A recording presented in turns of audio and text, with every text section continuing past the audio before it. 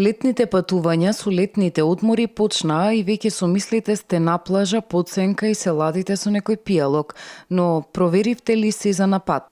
И кога велам се, не мислам на спакуваната облека и кремите за сончање, туку на вашето возило. Согласно сите параметри и препораки од Републичкиот совет за безбедност на патиштата, неопходно е исполнување на 10 совети за летни безбедни патувања. Пред секој патување, дали надвор од државата, дали тука во неа, пред годишните одмори, треба да се направат неколку чекори за проверка на возилото.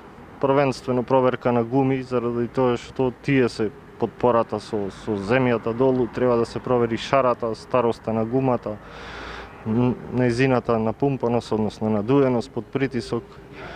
Тоа е првично. Второ, треба да се провери маслото и течностите во возилото.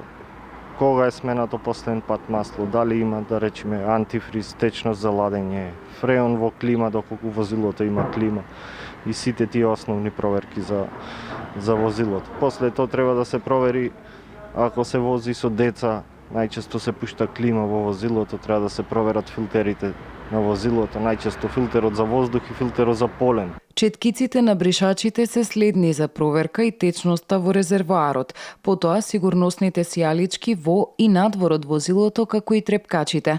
Поставеноста на детското седиште е важна и исправноста на сигурносните појаси. И сетот за прва помош и сетот за етни ситуации треба да се провери. Да се обезбеди треба доволно гориво. Останете фокусирани, користете гласовна навигација. Патувајте рано наутро, одморени и наспани. Индивидуално најчесто.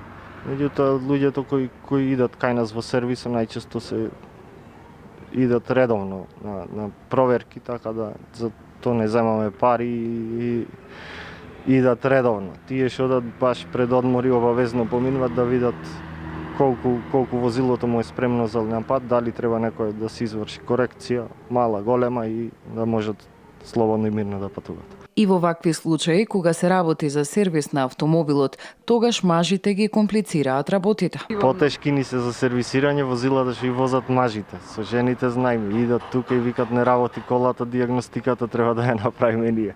Кај мажите шарат на сите страни со диагностика, така да потешко е со нив да се најди дефект, а во секој случај се сноѓаме.